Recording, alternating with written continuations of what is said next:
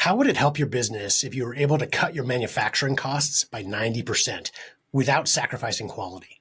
Today's guest shares how he achieved tremendous cost savings and how appearing on Shark Tank and subsequent mentor groups has helped him to exponentially grow his business. Are you looking for new ways to make your sales grow? You've tried other podcasts, but they don't seem to know. Harvest the growth potential of your product or service as we share stories and strategies that'll make your competitors nervous. Now, here's the host of the Harvest Growth Podcast, John LeClaire. Welcome back to the show. I'm excited to have Jeffrey Dakin with us today. He's the founder of the Scrubby, thescrubby.com. Great product, really cool story. And we're going to dive deep into his background a little bit before launching this product first. Then we'll talk about the Scrubby, his experience on Shark Tank, and many other stories that he's encountered and gone through on this journey. First of all, Jeffrey, welcome to the show. Thanks, John. Thanks for having me. It's a beautiful day out here, and I'm always excited to tell a story and try to get other entrepreneurs and inventors, some insight on some of the journey that we've been through and see if we can help each other grow and accomplish our goals. Absolutely. And for our audience's sake, Jeffrey has some experience not only in launching successfully, getting on Shark Tank as well, but also teaching other inventors. So you'll learn a lot from him today. Let's talk first about I believe your very first invention, or at least the first one you took, far before the Scrubby. I think it was a trailer hitch weight. Can you talk a little bit about that experience and what you learned? So I've always thought I had too many $1 million ideas not to have $1 million. And I was pretty resourceful. I was a general contractor for, past 20 years. And I was always good at putting the right people in the right place, to accomplish, big construction projects. And watching Shark Tank, I was a fan and always had invention ideas, like I said. And one day I was had some extra time and I looked up a patent search on how to file a patent on something. And it said, what is your idea? And then so I put in hitch ball weight meter, or we call it the Accutote. It's a receiver hitch that connects to the back of your truck and tells your tongue weight and your toe weight. And I just submitted it into a company online, and I got a response the next day and said, this is a great idea. We'd like to talk to you about something. I'm creating some, 3D renderings and building a whole, system for you.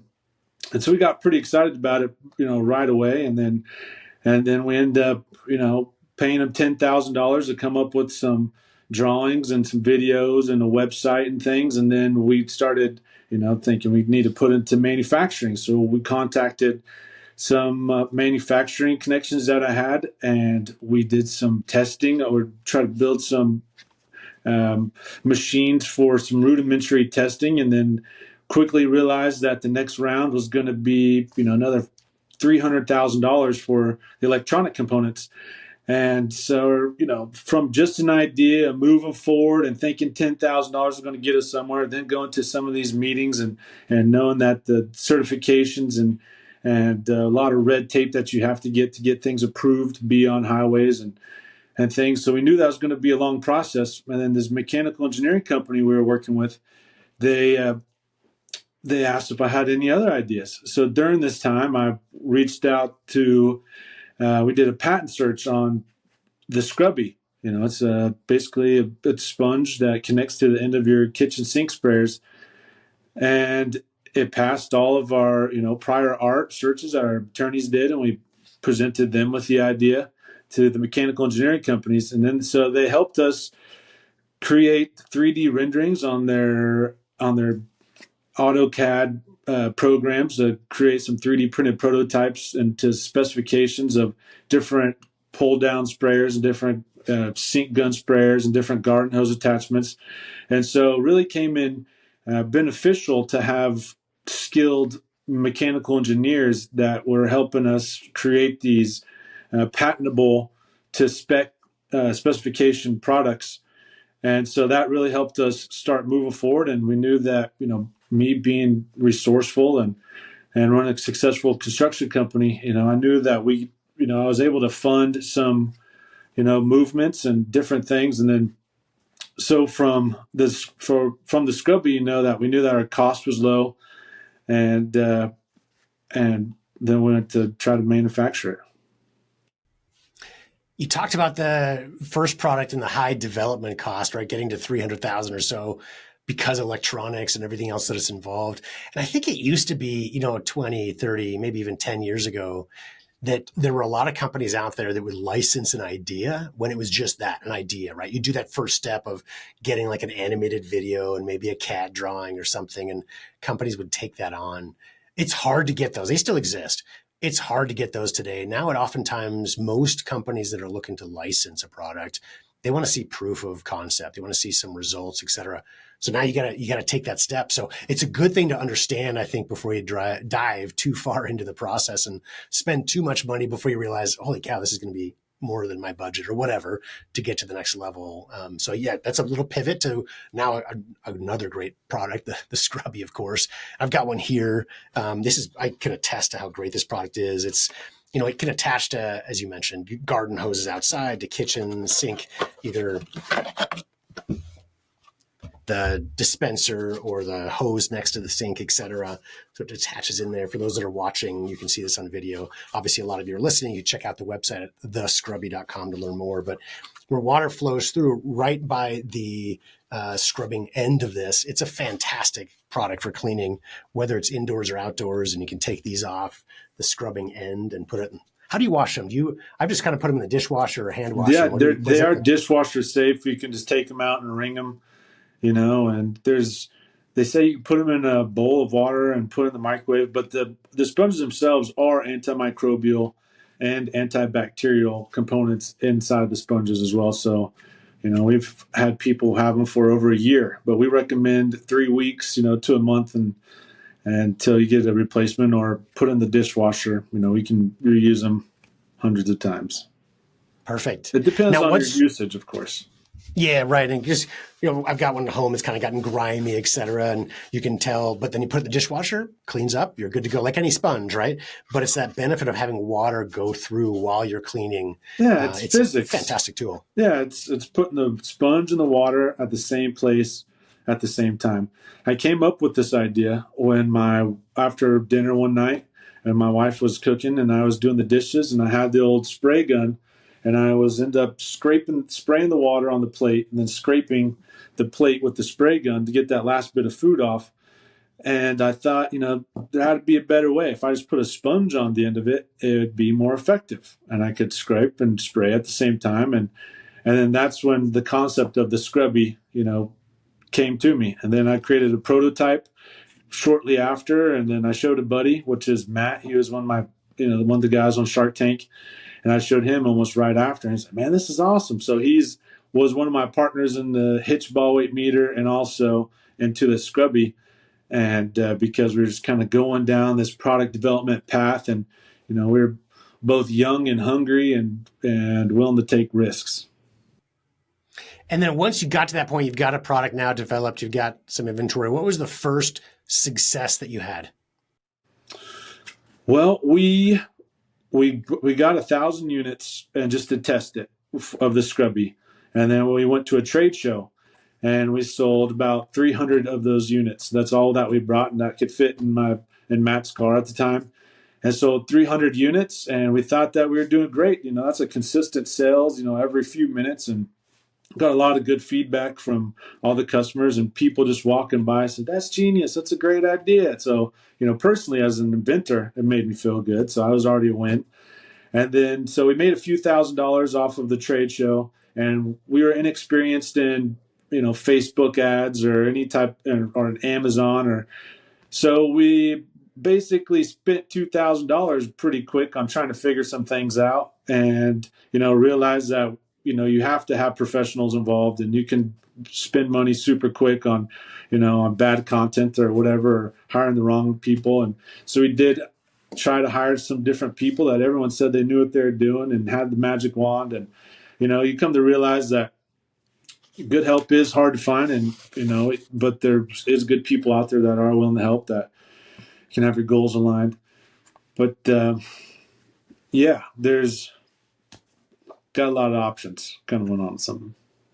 Yeah, no, and from there, I believe, did Shark Tank find you when you were at that trade show? Is that how you made the initial So connection? we went to the trade show, and after we'd spent a couple $1,000, we didn't really try to figure it out. We went to the same trade show the next year, and we brought 400 units and sold out, and then thought, we're really on to something. It was kind of like a side project for us, because I was still general contractor, and Matt and the other guy, Tyler, they had full-time jobs. And so this is definitely a side business and something fun that we're trying to do, and, and not second mortgage homes or anything at that particular point.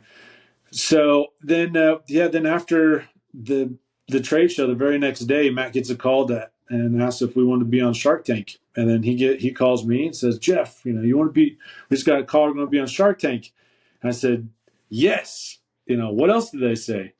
And he said, well, that's it. And I was like, no, we got to tell me exactly. I want to know verbatim, what exactly, happened. But it ended up lining up, and we, had some meetings and some Google Meets and some Zooms and hundreds of pages of contracts and due diligence and background checks and make sure our patents were solid and making sure our trademarks were solid. And so that really helped us, from just starting the company, a side project, to really getting deep and making sure our structure was solid and our foundation was good. Because during that time was 20 to 2020, and that's when the pandemic hit, or COVID hit. And so all the trade shows shut down. And then also me as a contractor, I was traveling around and building hotels and senior living homes and apartment complexes. And then so all those types of projects were slowing down, the shutdown. And then so that really helped me personally focus on the foundation, getting the Scrubby prepared to go on national television to Shark Tank. And, and then a few months later, we were in Las Vegas, and then we shot. And it was shot kind of during the height of COVID. You were saying you were quarantined for several days, I believe. What was that experience like even before appearing on Shark Tank? That was so unique then. Hopefully, something people won't experience again. I mean, I think everything happens for a reason, right? So I guess, in earlier Shark Tank history, they had some meet and greets before and a whole process of things to do. But, when we were asked to go, we took the chance, right away. And whatever kind of hurdles and crossroads that we come across, we're going to try to get over them, right? And even, they said that the COVID or that season was one of the toughest to get into because of all the background checks, and you had to get all these tests done and all these things. And so I just looked at it as another challenge to try to accomplish. And, we were in quarantine at the Venetian for 10 days. It was, they fed us well, and it was cool. Matt and Tyler, my partners, we had shared suites and the connecting rooms, and we ordered Monopoly from Amazon and some cards, and we were just keeping ourselves busy, but it was kind of interesting because, we were only surrounding ourselves. We couldn't really, do what we had to do with life, right? To prepare. It was just kind of like ready to get out there. And then everyone was, of course, wearing masks like they used to. And so it was not a lot of super personal. So, but it was a surreal experience. It's like, this is happening. This is awesome. They had brought, things, cameras to our room to do some interviews and things. And the whole thing was surreal, just like life and being an inventor and an entrepreneur. And then going downstairs and, waiting for us to go into the tank and through those doors, I was as ready as I could ever be. I felt like we took the steps. We checked the boxes. We did the things, and I was 100%, as confident as we could be. I knew our sales, we only had 1,000 units ordered. We got asked to be on Shark Tank. So I knew our sales weren't amazing, but we sold almost all the units we had. I thought that was cool.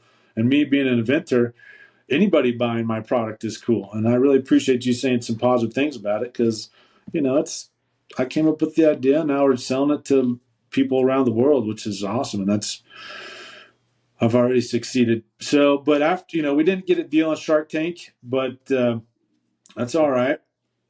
Right afterwards, we were offered multiple deals and for potential acquisitions or licensing deals. And And I kind of thought about it and thought, we could give it all away and take 5% royalty deals or whatever and kind of put everything on the table.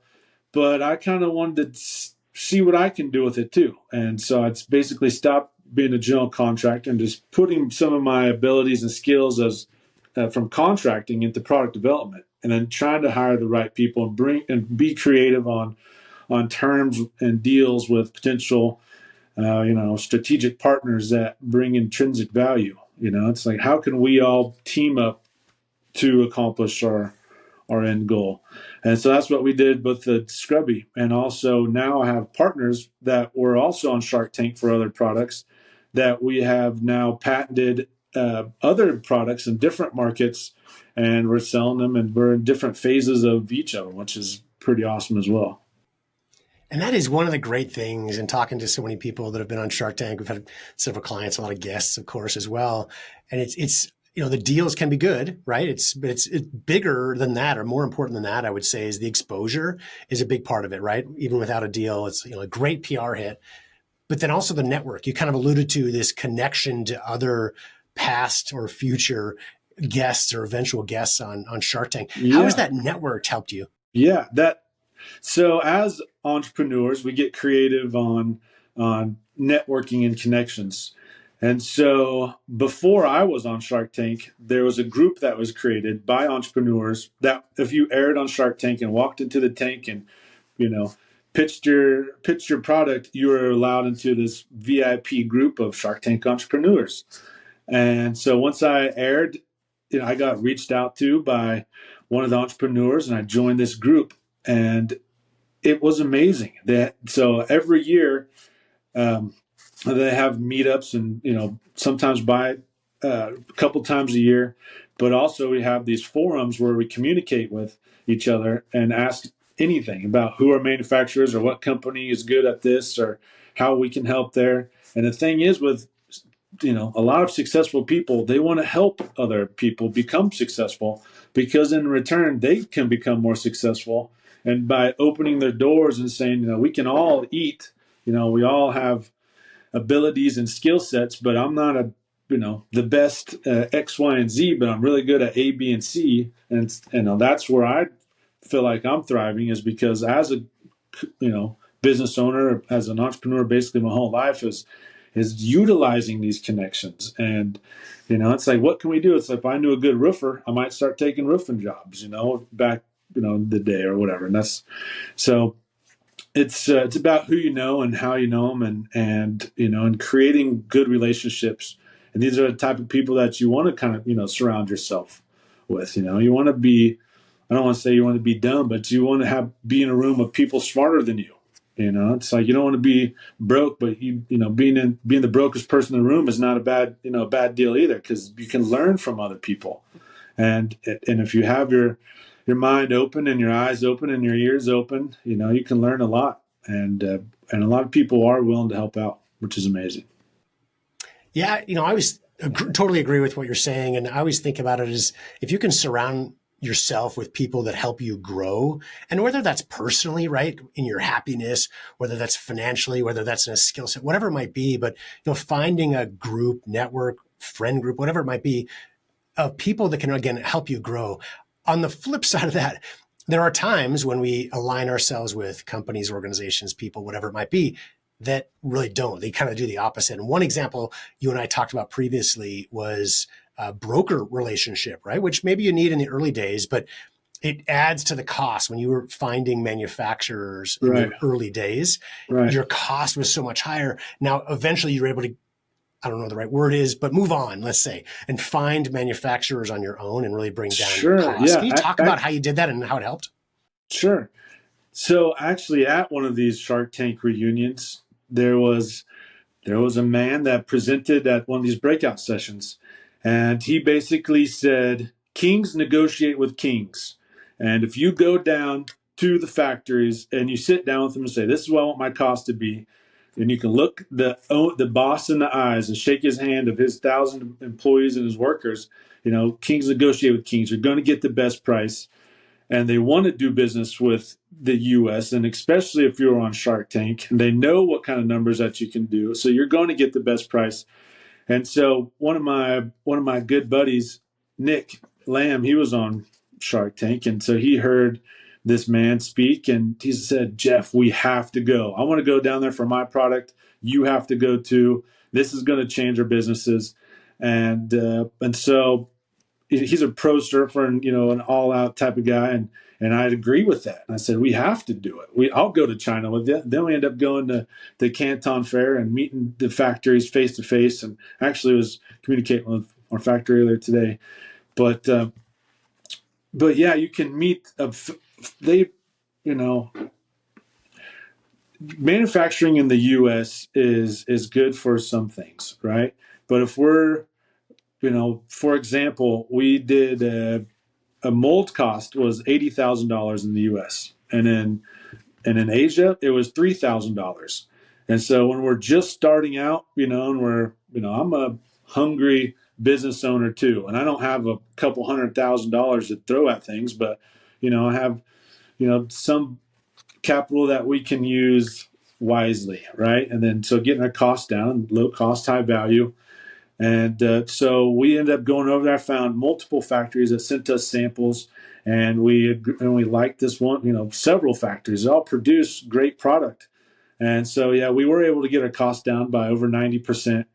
And then after that, we ended up going to Thailand and then to Vietnam, and we had some distributor meetings in Vietnam and then to Japan. So it enables you to travel all over the world as well, which is exciting. I'm in Kansas, middle of America, but I also love to travel. If you can tell, some of my masks and things, souvenirs or whatever you want to call them, from all over the world. I was just in Africa a couple months ago on a medical dental mission trip with a bunch of dentists and doctors, setting up dental clinics in small villages across East Africa. And I also have a dental product that I brought out there and we did some testing with as well. It's a effervescent teeth cleaning tablet. So it's a tablet you put in your mouth and it fizzes and cleans your teeth, and it works really well. And so that's another product that we're moving forward with and we're excited about. And so just being an entrepreneur and being a business owner, you got to take risks, but the reward is 100% worth it. Absolutely. There's a financial reward. There's also just the feeling of, Yeah, it's motivating to have these successes, little and great successes along the way, even amidst a lot of challenges that we might face. So along the way, you had another experience that most people would view as bad and certainly difficult, but I think you turned it into something positive. You had a lawsuit come against you from a big competitor, so a significantly bigger player in the market. Can you talk to us about that experience and how it ended up helping your business in the long run? Sure. Yeah. So if you're a competitor in any market, there's going to be people that, consider you a threat. And then, you got to try to take out the threat. But it's just like the Yankees and the Royals, right? It's like the Royals want to win the World Series, but so do the Yankees. And the Yankees maybe know that they're going to, maybe come out on top, but we're going to give it everything we got. And so we knew that our team was good. This is all kind of metaphors. It's like we knew we had our solid patents. We knew our trademarks were solid. We knew, going through the due diligence phases of all the Shark Tank attorneys and everything, I knew we were solid and I knew our foundation was good. And then so there was a company that came after us and they tried to basically shut us down.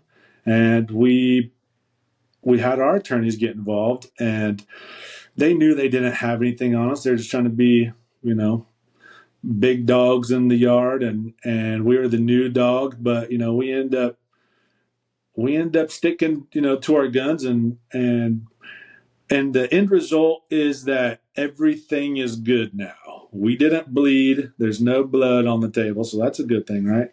We're still in business. They're still in business. If anybody does good, big things in business, you got to be able to congratulate them and say good job, and your strategies are obviously working. So that's awesome. I'm not a jealous or envious person. But I know that, being in Kansas and a deer hunter, and, I've always rode 4-wheelers and snowboard and hiked jungles. So, I'm always a go-getter as well, so that's just who I am and how I was raised, and go to the gym at 5 o'clock in the morning every day. And so I do push myself. And so these kinds of things are just kind of part of life and part of business. And, we do have our original investors into the Scrubby. We told them about the potential lawsuit, and they said, this is actually some of the best news we've heard, because that means that now a big company is taking interest in you, and you're, big enough disruption that is causing them to lose resources. And it's like, this is awesome. We should go for it. And these guys are $100 million men that built highways and gas lines and things. So we had to take their advice, And so it's like, well, all right, let's get our attorneys involved. And I'm just a guy that had the idea that's not trying to go, fight everybody. And, we were looking up to this other company as some of an inspiration, but it doesn't really matter. It's Coca-Cola, Pepsi type deal. I don't really drink soft drinks, but you know what I'm saying. But so it is what it is. It's part of business, and you got to be prepared for anything, and you got to make sure that all your certifications are, up to date, and your patents are good, and your trademarks are good, and just make sure your business is in line, and then you have nothing to worry about. That's a great way to put it, and great attitude to have throughout the process. And I think this is an important topic for our listeners to think about. Lawsuits happen to almost any business eventually, right? It's just about being prepared, like you said, getting your ducks lined up, right? Getting your patents, trademarks, et cetera, everything protected up front. So when these lawsuits do come, you can certainly protect yourself. But it's also about having a good attitude throughout it. Most of the guests that I've interviewed that have gone through anything related to a lawsuit, it's, you always come out on the other end, or I should say almost, right? There certainly are the outliers that are really bad situations, but you can often get through it and oftentimes end up stronger, even if you're the one being sued, especially when you're prepared for it. Yeah. We honestly didn't really have a whole lot to lose either. We just started the company. And so it's like, well, we're not $100 million company, and we have some awesome attorneys and an awesome team behind us. And we are, professional baseball players and trying to play against the Yankees anyways. So it's like, this is what we do. We step up to the plate and we try to smash home runs. Sometimes it's a, double or single or something, or sometimes it's out. The thing is, we got to keep on playing a game, and then there's seasons, and we just keep it moving, Absolutely. Well, this has been a really fun interview. Jeffrey, is there anything I didn't ask that you think would be helpful for our audience? I think that that could be helpful is utilizing, it's all about the mindset.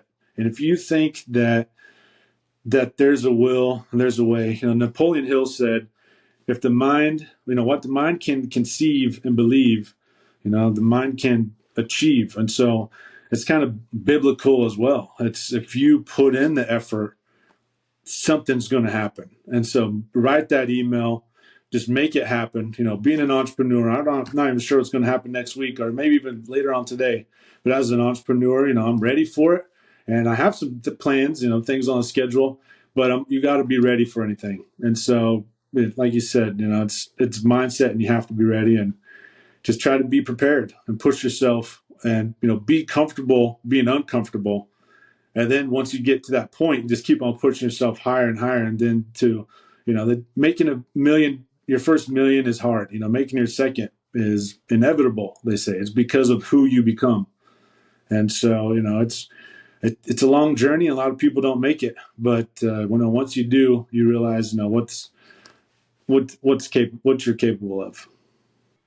And great. Well said. I would connect that back to something you said earlier, is the connection to a network, right? Finding people that may be ahead of you on whatever path you're on, right? And what might be size of business, it might be, again, their emotions or mindset or whatever. But when you're around other people, it helps you to have that, because there are hard times for any entrepreneur. It's not all roses. It's not all positive. You have to get through the bad stuff to get to the good stuff at the end of the day. But surrounding yourself with good people can certainly help along that journey. So that's great advice. I do want to mention to our audience, please, as I've said before, go to thescrubby.com. If you're driving, it's in the show notes as always, but check out the business that Jeffrey's put together. Great product, great website, great story though. And I'm so grateful that you shared it with us today. And I do want to say for our audience also, did you know that you can meet with a member of my team absolutely free for a 30-minute strategy consultation? We've launched and grown hundreds of products since 2007 and learned some of our strategies while growing OxyClean back in the Billy Mays days. We're here to help. So please go to harvestgrowth.com and set up a call if you'd like to discuss further.